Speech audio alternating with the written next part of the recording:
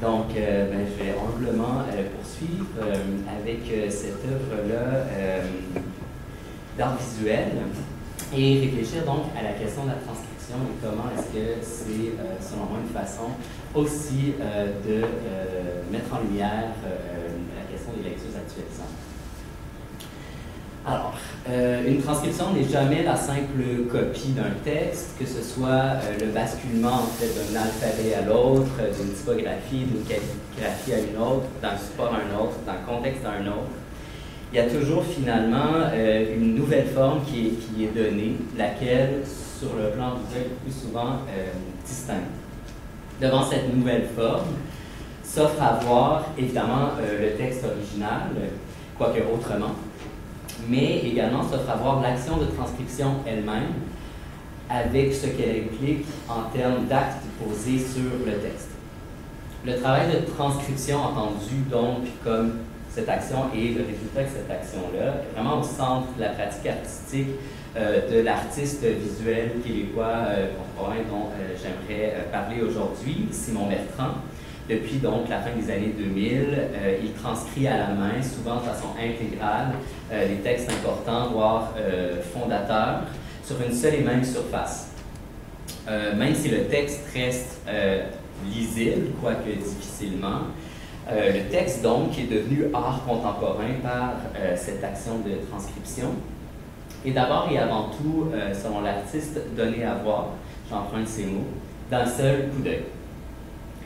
Je veux m'attarder aujourd'hui plus particulièrement à un exemple, retranscription de la Bible, nouvelle traduction, qu'il a commencé en 2009. Alors ici, il s'agit évidemment de transcrire la Bible à l'intégrale, au stylo, sur une seule feuille de papier, montée ici sur un lutrin. Alors ça a été présenté dans plusieurs lieux d'exposition d'art contemporain, dédiés à l'art contemporain.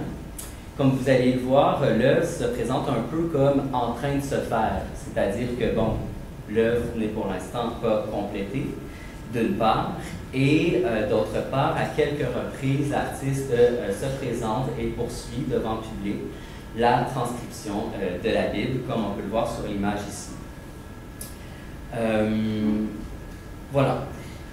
Devant une transcription aussi fidèle de ce texte qui, on en conviendra, est aussi lourd de sens, que faire sinon tenter de se positionner devant toutes ces possibilités interprétatives ouvertes par cette démarche-là?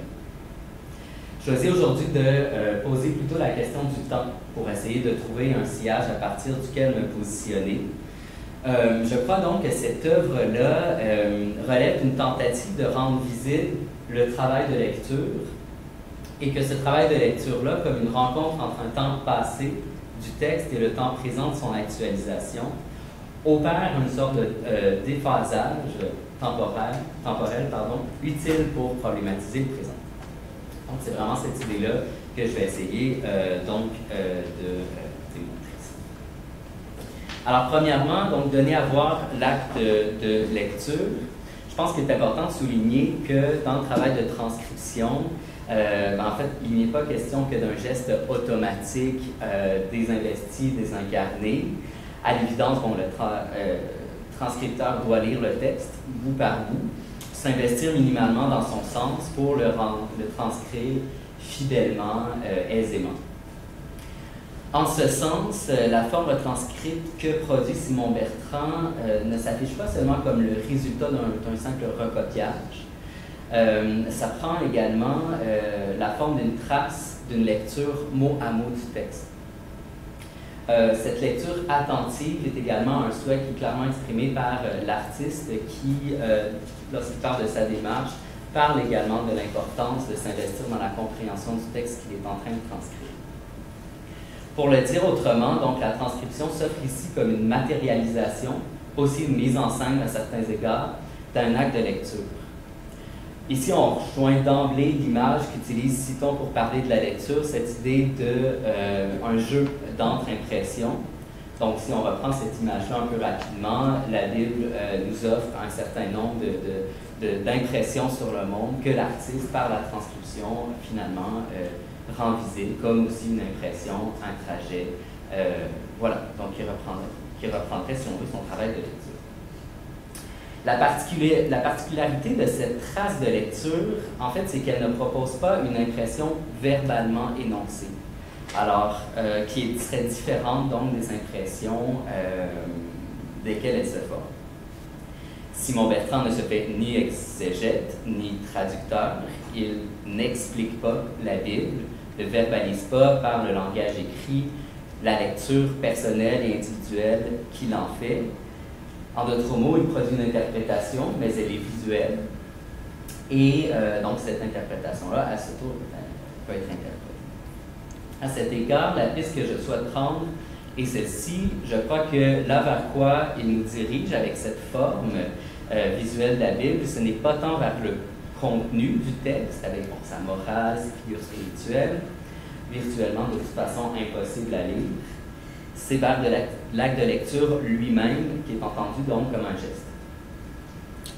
L'un des éléments de l'acte de lecture qui est donné à voir et sur lequel je voudrais mettre l'accent, c'est celui donc de la question du temps.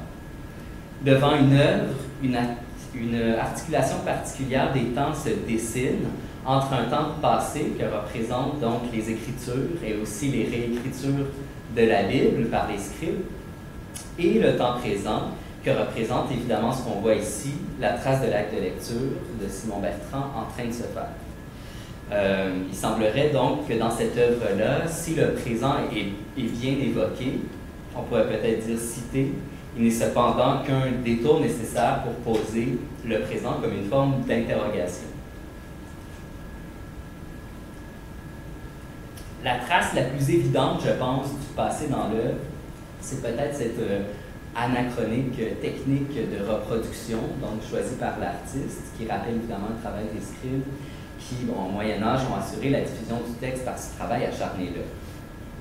Bertrand reprend manifestement cette tradition-là, mais il s'en éloigne également passablement en produisant un résultat qui est très différent.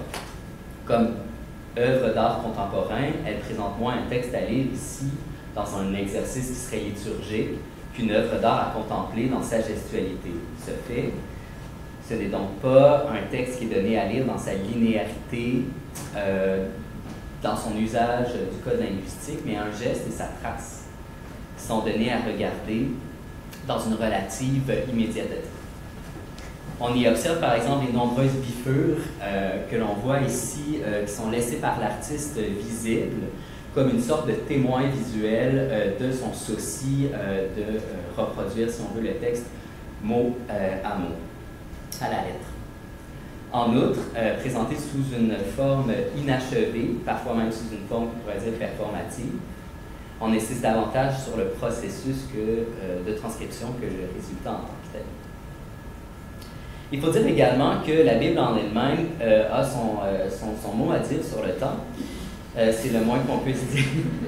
Alors, je reprends ici rapidement un peu ce qu'expliquait Hartog dans le régime d'historicité. Alors, ici, la Bible a insufflé à la chrétienté un temps d'attente entre un passé déjà connu, relaté dans le texte, et une promesse d'éternité qui est certaine, bon, c'est du retour du Messie. Dans cette historicité-là, ce qui est important à retenir, je pense, ici, c'est que les temps sont hiérarchisés.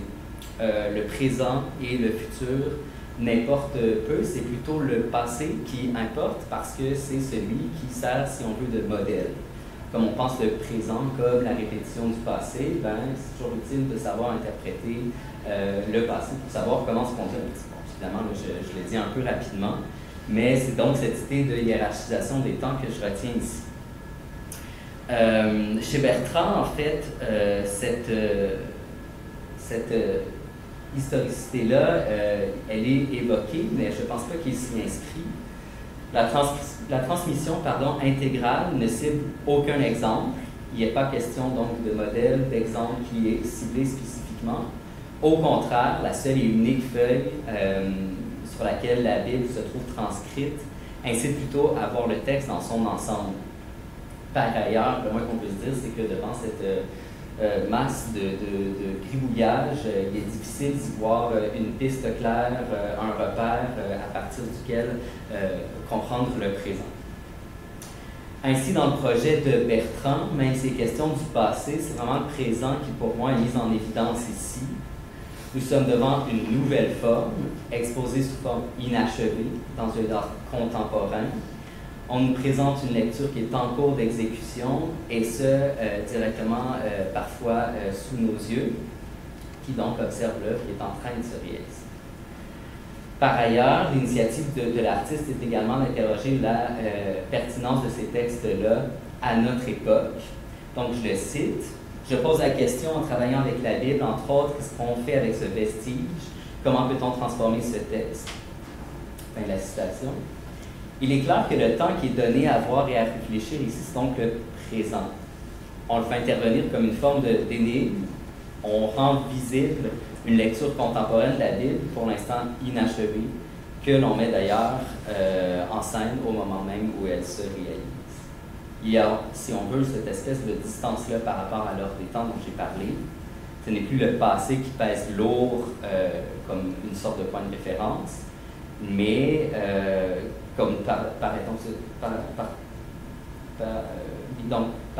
ce qui n'est pas un ordre des temps où tout peut être ordonné, expliqué, résolu. Voilà.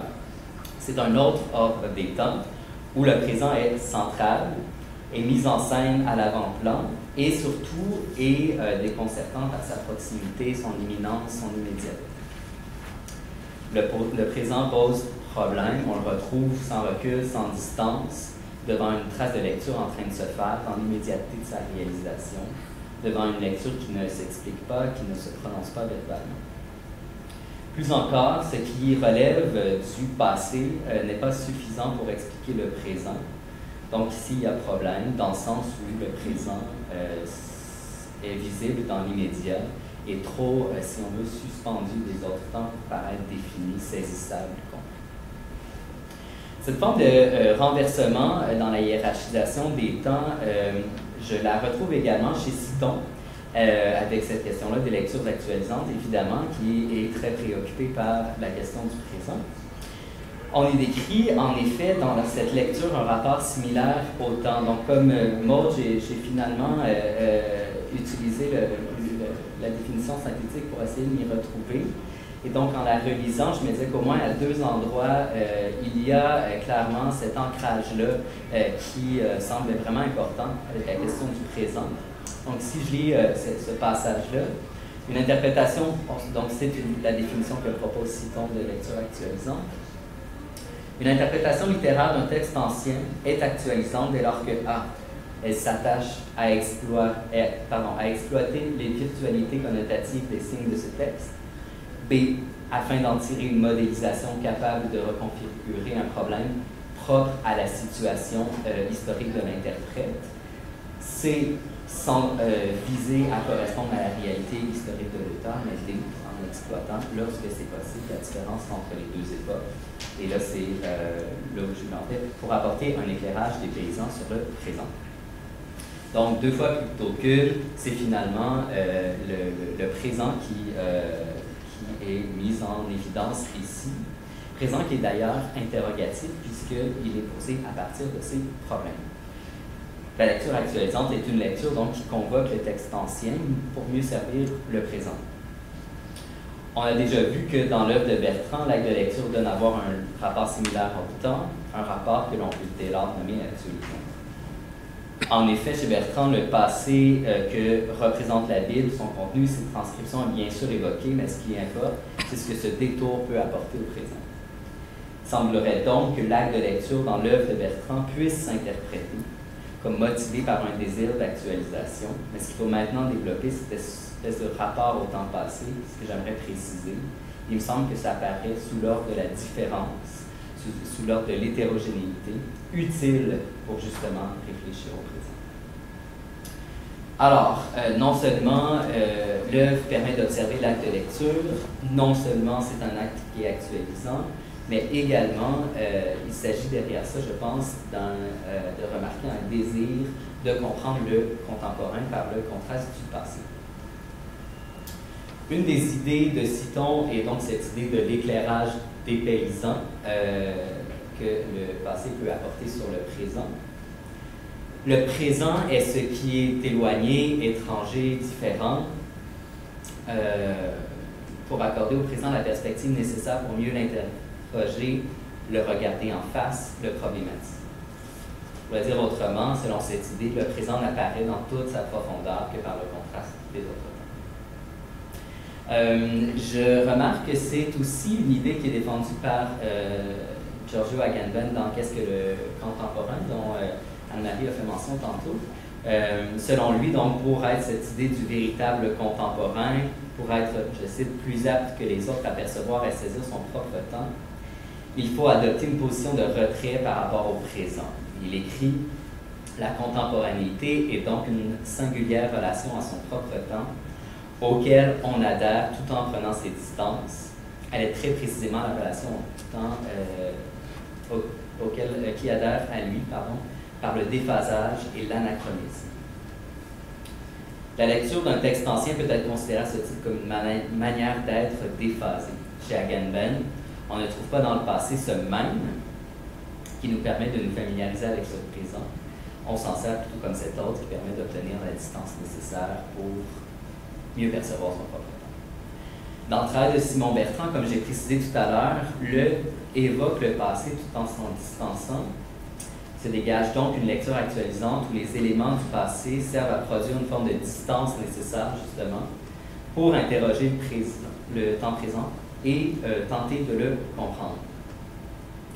La partie de l'acte de lecture que Bertrand propose sur le passé, son matériau, la Bible, la tradition des transcriptions, celle des scribes, et cet autre qui produit une distance par rapport au présent, une distance nécessaire à le rendre perceptible, à véritablement l'interroger, problématiser.